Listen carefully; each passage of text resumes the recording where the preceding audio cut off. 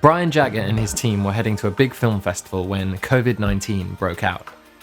As the lockdown started, he and some of the sponsors started to make plans for a virtual film festival. From that came the Quarantine Film Festival app, an app that sources film submissions from anyone in the world and showcases them in different categories. Users can set up a profile, submit their homemade films, and view others' submissions in many different categories. The finalist films will then be streamed live, and Brian and his team will also be hosting a live awards show, all from within the app.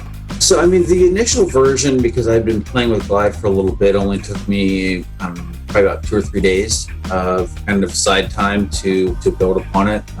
But tweaking every day. That's for a couple reasons. One, constantly getting feedback like, oh, I wish we could do this. And it's like, yeah, I can do that. Conveniently, what's kind of funny is some of the requests that have come in during the time period of building this. Glide has released new features that allowed me to do things that people were asking for that I wasn't able to do before. So for example, the new feature to do the overlays on the images, I couldn't have done it before without having to go in and do a thumbnail and add that to each one. But now Glide does it for me and we've got 300 videos. So to check out the Quarantine Film Fest, follow the link on screen.